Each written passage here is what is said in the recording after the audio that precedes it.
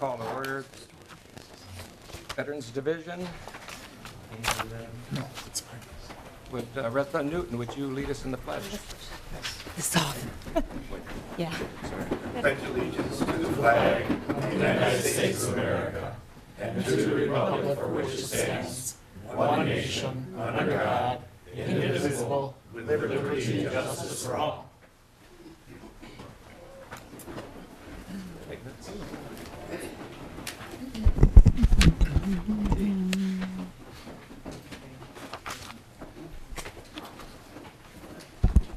And we do have a quorum, and would someone like to amend, or would like to approve the minutes for March 9th, 2015? So moved, Mr. Chair. Okay. All in favor? Aye. Opposed?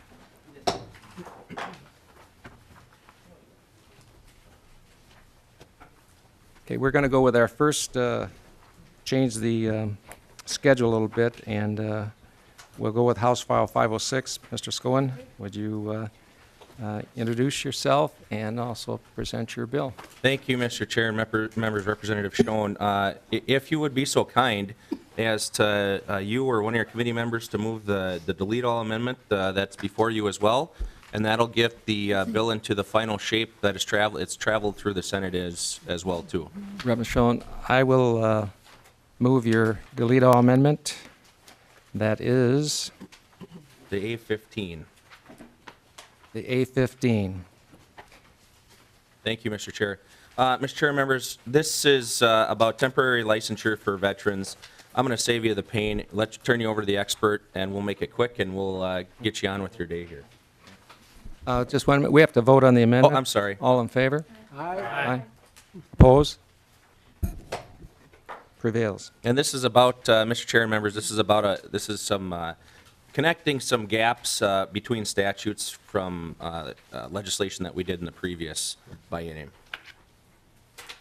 Welcome. Please introduce yourself. Thank you, Mr. Chair and members of the committee. My name is Carrie Rexigal. If you think of it like bicycle, that's probably the easiest way I can explain it.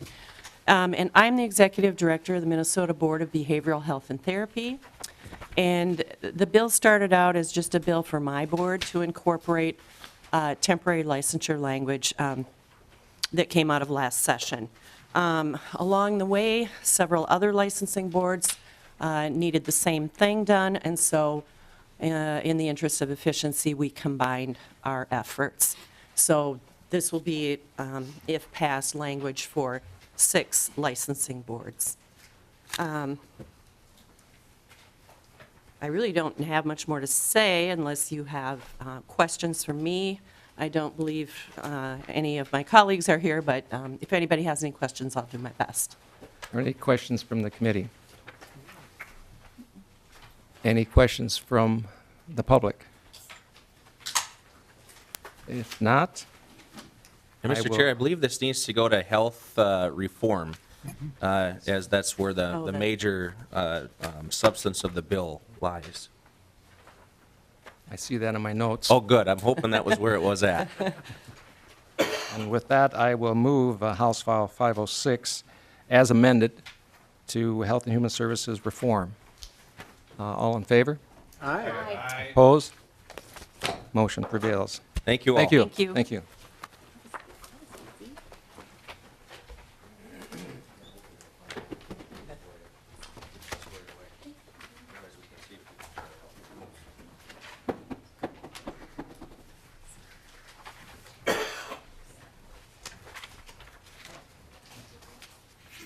And we have a special presentation today. We heard in Military Action Group this morning at 9 o'clock, we have Ms. Liz Dapp, a chairwoman of the Twin City bid for the Congressional Medal of Honor Society National Conference, hopefully to be held here in the Twin Cities. So I asked her to come into the committee here and share her presentation that she shared with us earlier. And welcome. Could you please introduce yourself for the record? Yes, Mr. Chair. My name is Liz Dapp. I'm the chairwoman of the Twin Cities Bid Committee that is trying to bring the Medal of Honor convention to Minnesota. Okay. in 2016. 2016. So go ahead and just talk about basically what you briefed us on in the Military Action Group this morning. Sure. Thank you, Mr. Chair. The whole reason I got involved in this is because I was lucky enough to be able to go to the Knoxville Convention in September of 2014. And my experience there was just overwhelming. I had never been at anything like that before where it was so touching. And I felt the need to get involved in some way. So I have a couple of things for you. I don't know what all I should show you, but just to give you an idea, actually.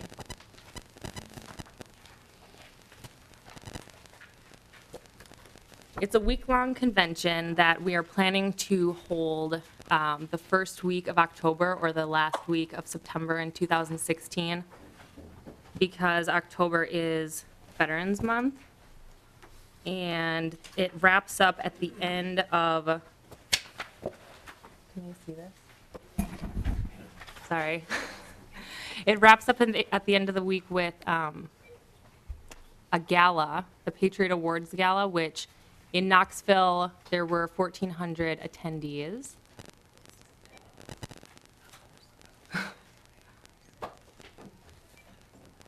We'll work through the technical Okay. things there. Go ahead.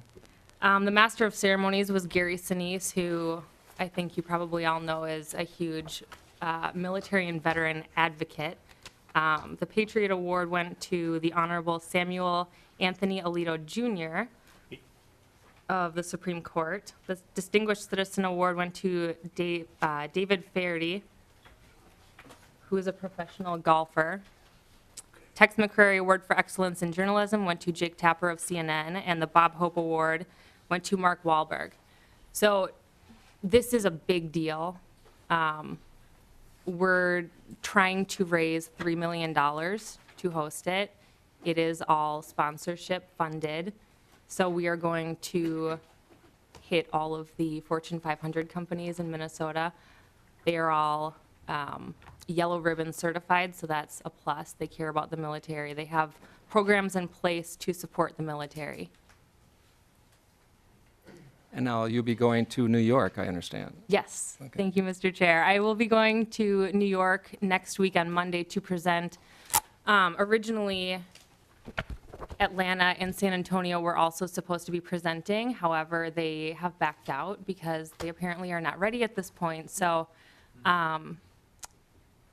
they will be making a decision by the end of the day. This is a presentation to the Congressional Medal of Honor Society Board of Directors, which is made up of all, living Medal of Honor recipients. The one exception is Victoria Kuick, who is the Director of Operations. And I have been in contact with her frequently over the past several months, getting this put together. And I understand that the Minnesota Humanities is going to be working with you on this project.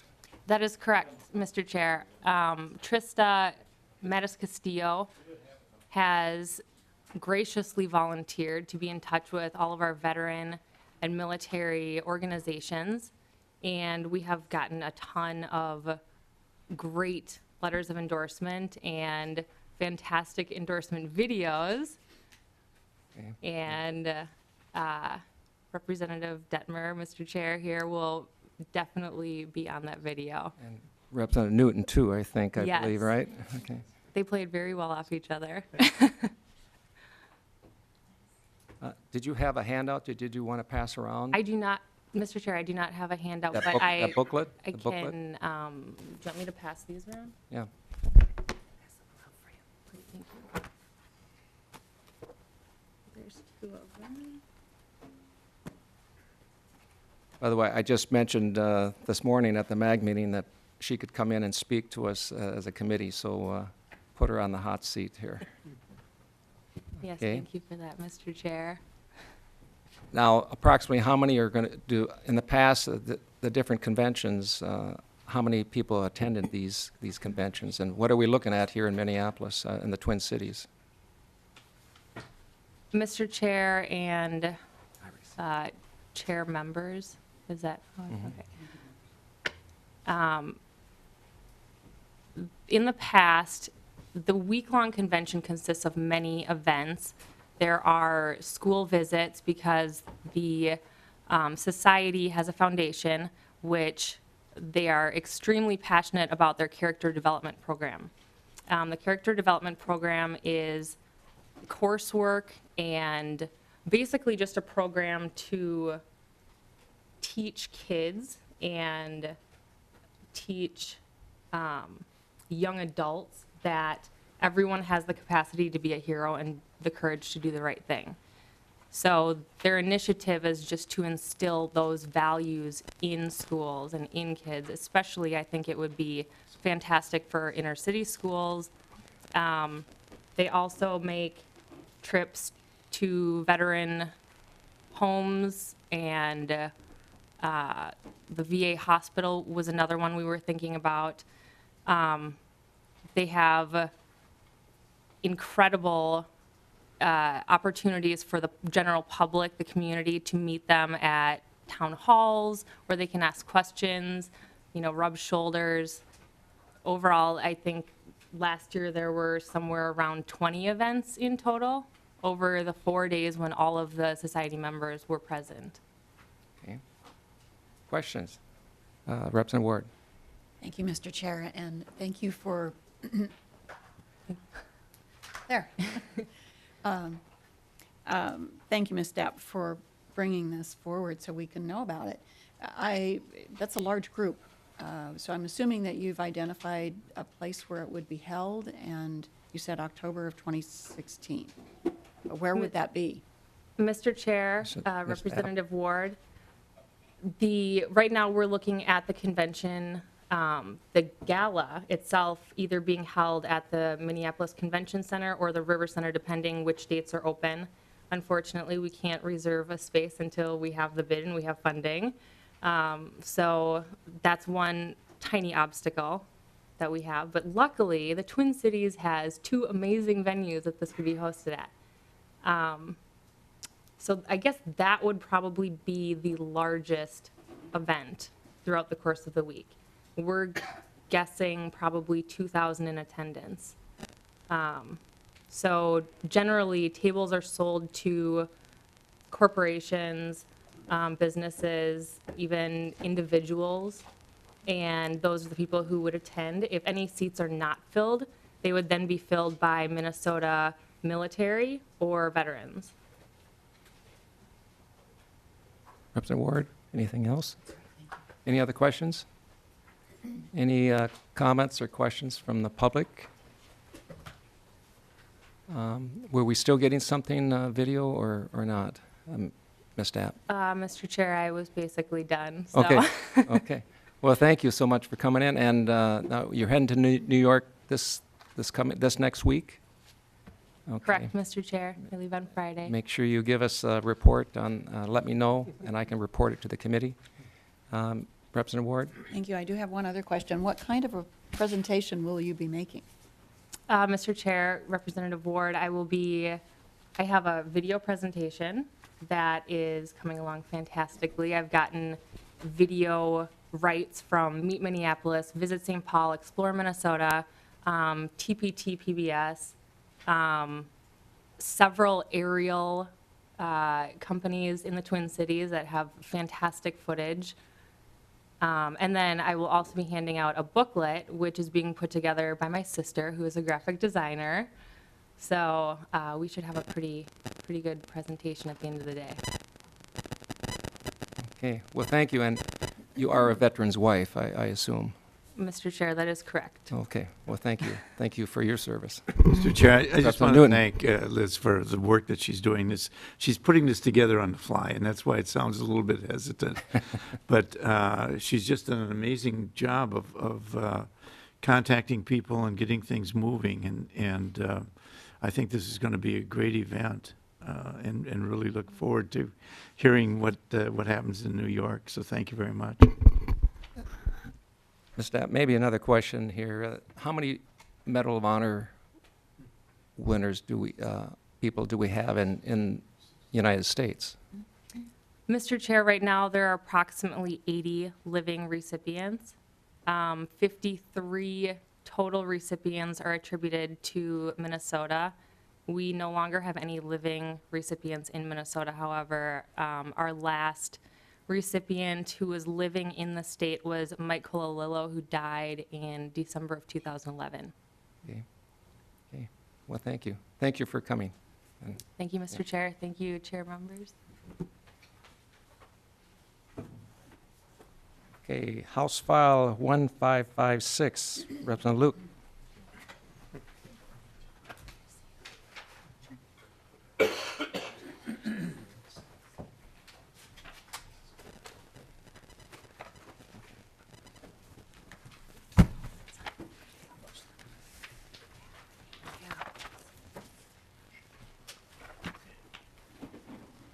Representative Luke, would you like to move your bill? Yes, Mr. Chair, I'd like to move House File 1556 for consideration and possible referral on to state government.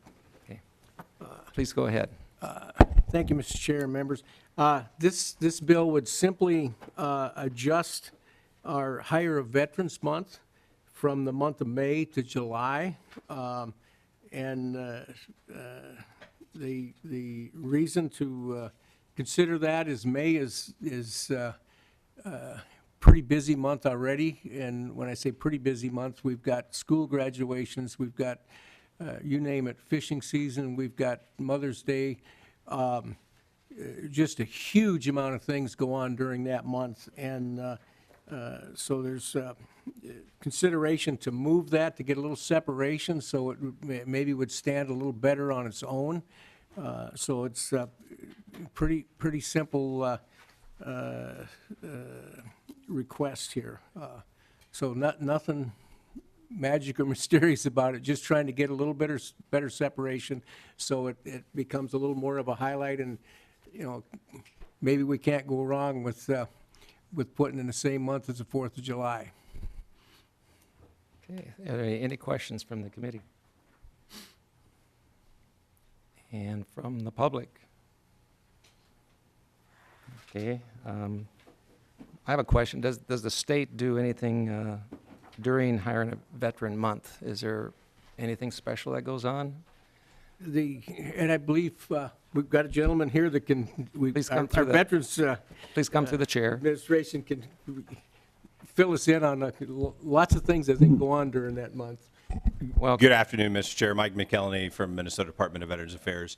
And this bill, as Representative has pointed out, it is because May is a busy month. DEED puts on some pretty big job fairs in July. And so in the past, we've had issues with announcing that it's Hire a Veterans Month, and then nothing really went on. So some of the largest job fairs in the state occur in the month of July that we work with collaboratively with DEED. That's the reason we want to move this to July. And we've heard a lot of feedback from DEED, from the public, from veterans that say, you know, why is this while I'm trying to finish school and graduate and finish my internships and so forth. So that's why we simply want to move that. okay. Well, thank you. Any other questions from the committee? If not, Representative, would you like to renew your Yes, motion? Mr. Chair, if I could, I renew my motion to refer House File 1556 to State Government Finance. And Representative Luke renews his motion to refer House File 1556 to State Government Finance. All in favor? Aye. Opposed? Motion prevails. Thank you. Mr. Chair, Mr. Chair, excuse me, Representative Newton. does that have to go to State Gov Finance? There's no financial implication in there at all? Could we not just lay it over to have it included in your bill? Representative Newton, the chair, had indicated she'd like to hear it. Okay, thank you.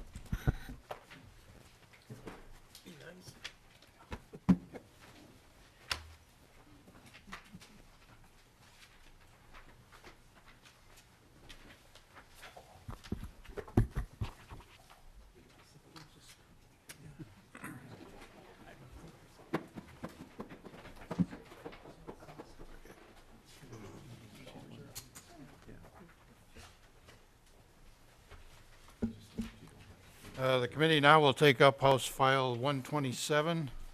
Representative Dettmer. Thank you, Mr. Chair and committee members, and I also have the A15 amendment. A15 amendment, I'd like to move the A15 amendment. Very good. Any explanation on the A15 amendment?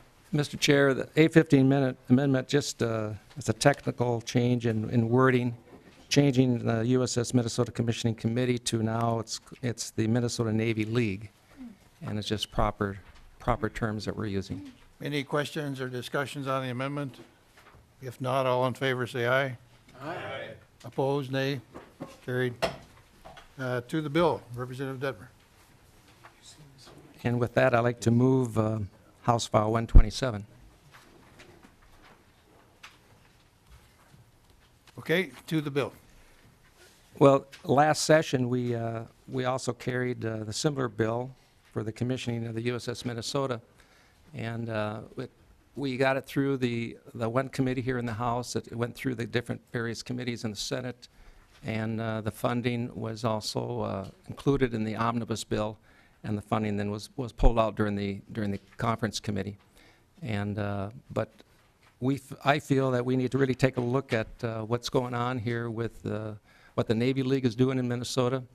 The funding originally was supposed to go for scholarships for the crew members' kids to come back to Minnesota. And the commissioning ceremony, you cannot use Department of Defense money for that.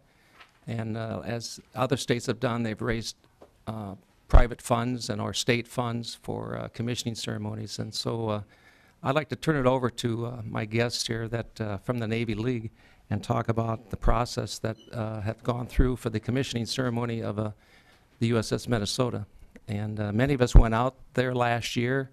About 28 members of the legislature went out there and took part in and viewed the boat. We call it the boat, the submarine. And we got on several other ships, and it was a quite experience out there to see. I had never been on a large naval reserve or a naval facility like that. So I'd like to turn it over, and who wants to go first here? Would you identify yourself for the record, please, and proceed with your testimony? My name is Captain Chip Sherritt. I'm the Vice President of the Navy League for Minnesota, our council in Minnesota. I was also a member of the commissioning committee for the USS Minnesota. And along with me today is Mr. Brian Schoen. He's the president of the Navy League, and I'll start off with some comments. When we were planning the commissioning ceremony, we put out a brochure, which you'll probably be able to get. I gave it to the chairman.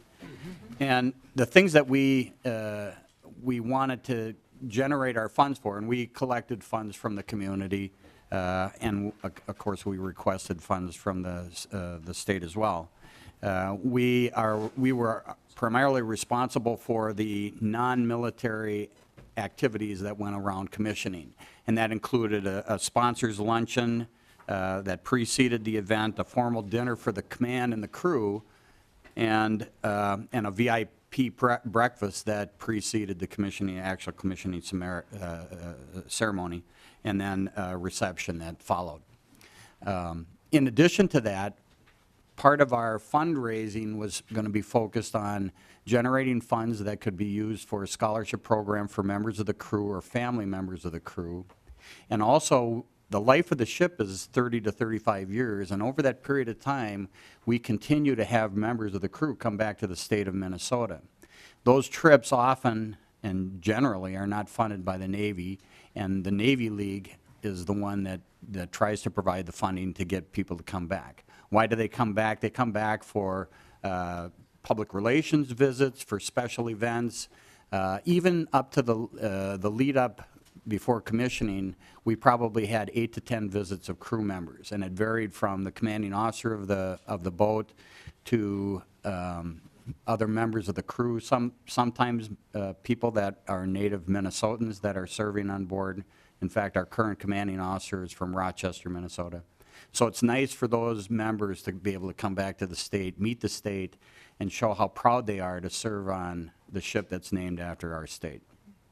Those, like I said, those events, the visits will continue.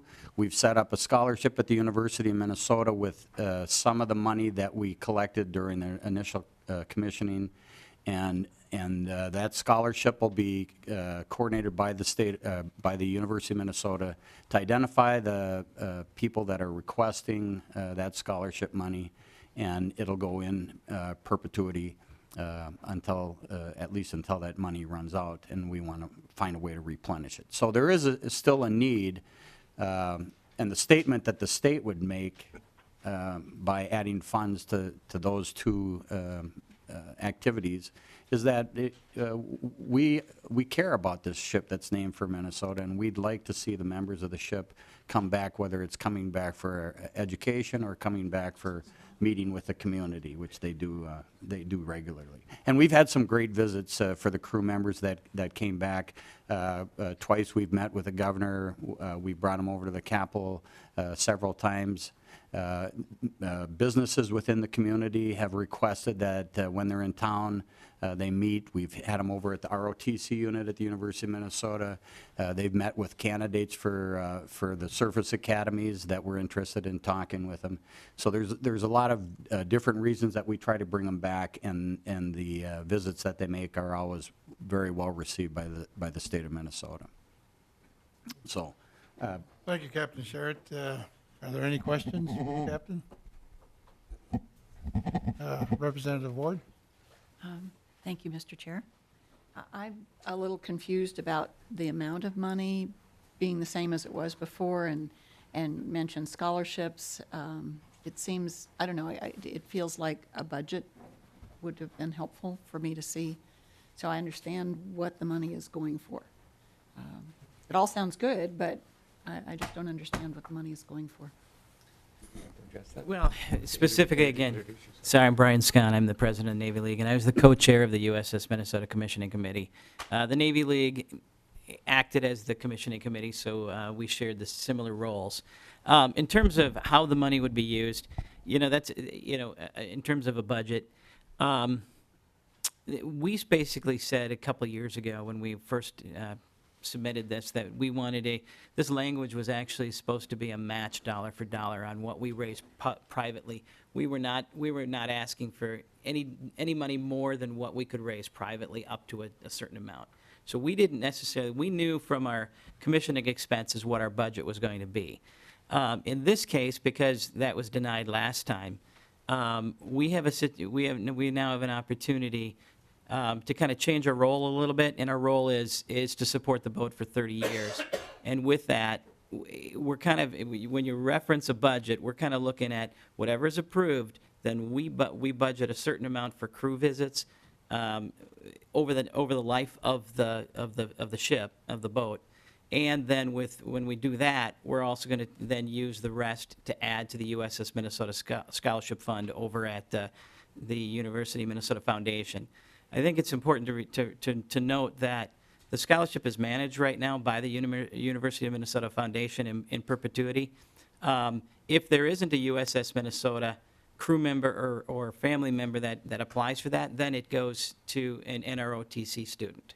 So it is going to be awarded every year, and it's going to be managed. But again, that's kind of where we're at, and we were going to take whatever was appropriated, and then use that to budget how much we can afford to spend and keep it the length of the 30 years in the life of the boat. Does that make sense? I mean, I know that's not specific to dollars, but if it's $150,000 and we give $150,000 over to the University of Minnesota, then we have to budget X amount of dollars per year that we can afford to bring back crew members. So.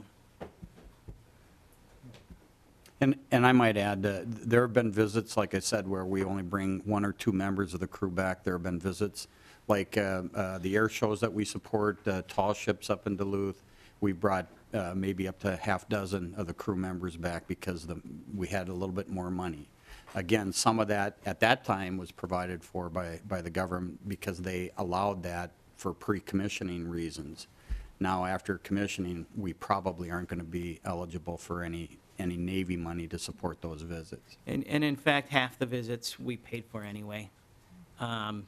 We added to that. So, and the actual, to bring back about 5 guys for over about a 5-day period is about $5,000. And so we're hoping to do that once or twice a year for the next 30 years.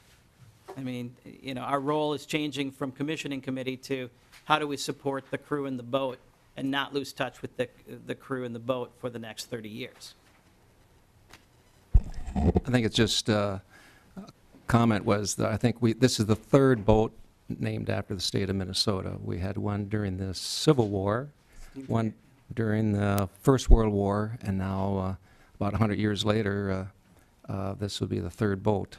And I know maybe you could share what, some of the other states that are in line to get boats named after them. Sure. Well, the part of the reason we asked is we didn't. Sorry, Mr. Chairman. Part of the reason we asked is we didn't reinvent the wheel. The state of New Mexico provided about $250,000 for their commissioning of USS New Mexico. USS Anchorage was the state of Alaska provided $450,000. We basically only asked in basically consistent with what other states have asked, and I think it's important to note. I so appreciate that the state of Minnesota, the citizens anteed up and provided funds when the state didn't. When that got out, it wasn't well received by the business community. But and on one hand, those folks came forward as well. So I don't know if I answered the question. Any further questions? Yes, Representative Pugh. Thank you, Mr. Chairman.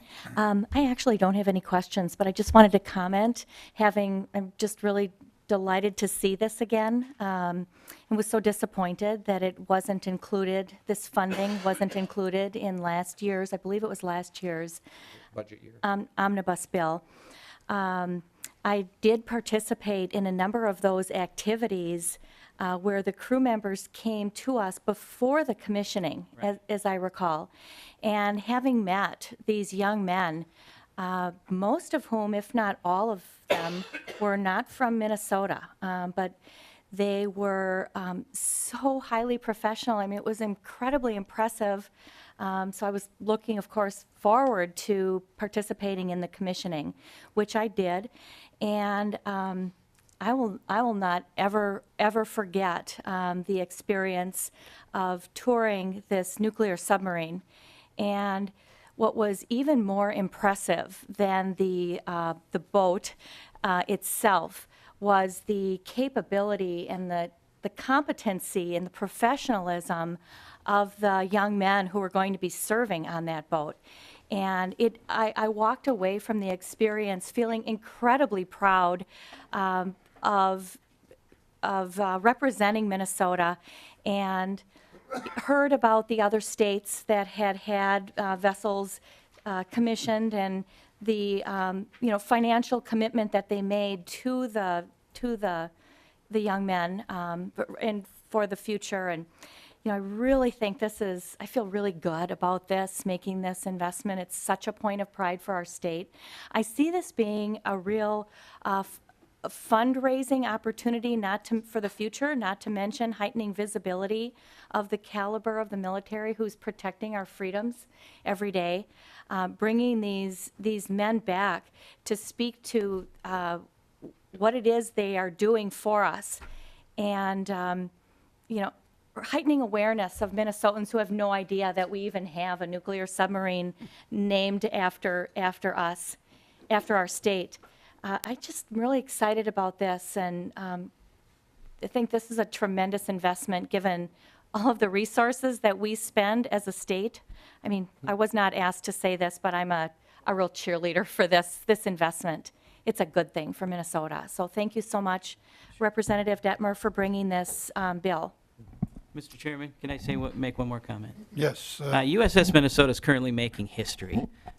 She is one of the first two fast attack submarines in the United States Navy's history to embark women on their boat.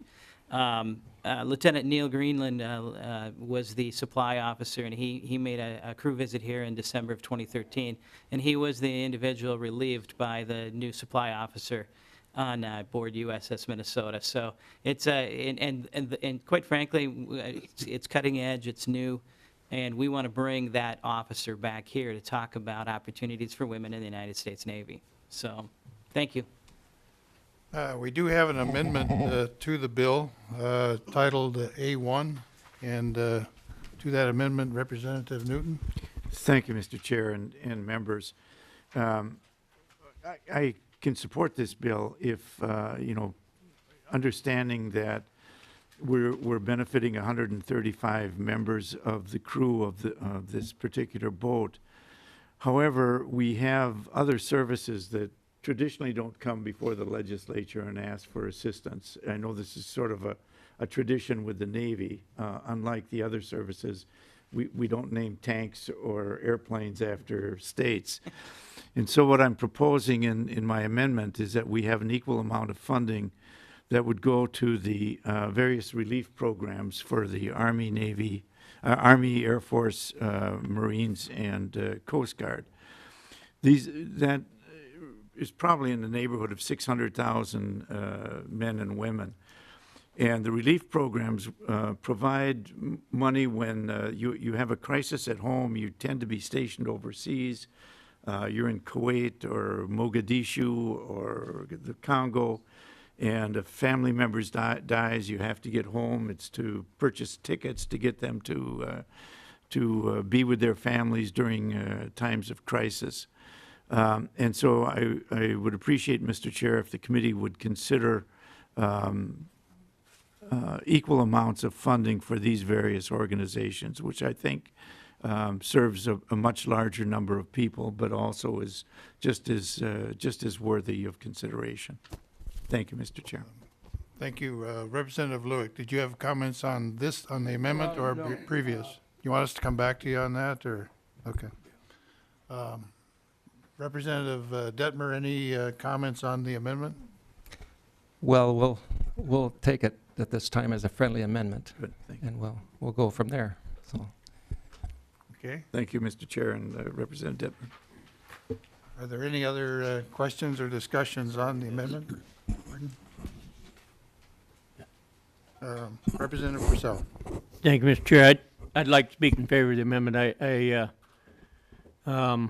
Just to relay a story that over the past weekend, I buried a family member. Vietnam vet, Agent Orange, killed him age 69. We're losing so many of our guys. Agent Orange, you all may know well. He had a grandson who was in basic training military we had to bring back. So the point that was just made about having this kind of funding available in these situations, I think is quite appropriate. I wouldn't have shared the story otherwise, but it can make a difference for families, so I'd support this. Any other comments, questions? All those in favor of the amendment, say aye. Aye. Opposed, the same? Carried. Representative Lueck. I was just going to thank Chairman Dettmer for this bill, and I haven't been on the other side of the coin and served on vessels that had cities named after them. There's a unique relationship there that spans the lifetime of that ship and beyond that. I think we're all kind of familiar with things like sister cities. I lived in Sasebo, Japan, and we had a sister city back in the United States. So it's a unique relationship. One of the things that does need to be understood is obviously the funding that goes to that vessel does not include sending folks back to Minnesota or anything like that. there's a huge amount of benefit that we accrue as a state from having the honor of having a vessel named after us, and it goes all the way through, examples, role models for kids in school, all kinds of things. And we've got a few celebrations. We've got the tall ships up at Duluth, and we do some things on the river. We got a lot of water, but this is really a two-way street here, so this really makes a lot of sense, and we need to really understand. I'm somewhat dumbfounded that we had issues with funding this process in the past, because my goodness, I can think of probably about 49 other states that would trade places with us in a microsecond. And the gentleman stole my thunder, because I wanted to add that Minnesota is leading the edge on some of the first submarine qualified females will be part of that vessel, which that was probably the last area where the Navy's been working on making sure that both genders were able to serve their country. So again, this is a good bill, and we certainly, if you need a testifier up in the next committee, Chair Dettmer, sign me up. In fact, when I was out at the commissioning ceremony, I got to speak to the captain and invited him to bring the boat to Minnesota up through the Lake Superior, and he kind of laughed, and I guess that wouldn't be possible to do that. But anyway, I was pretty impressed out there, and for the commissioning ceremony, and talking to the members of the boat and the captain, and also attending events that were held here in Minnesota. So with that, if there's Is there anyone else from the audience that would like to make a comment or a question? I guess I would make one comment. Coming from Michigan, we ought to be able to get that through the Sioux Lock, shouldn't we, and back into Superior? And I don't know. But Representative Dettmer, if you care to renew your motion. Mr. Chair and committee members, I renew my motion to House File 127 be referred as amended There you go. to state government finance. All those in favor say aye. Aye. Opposed, nay. Carried.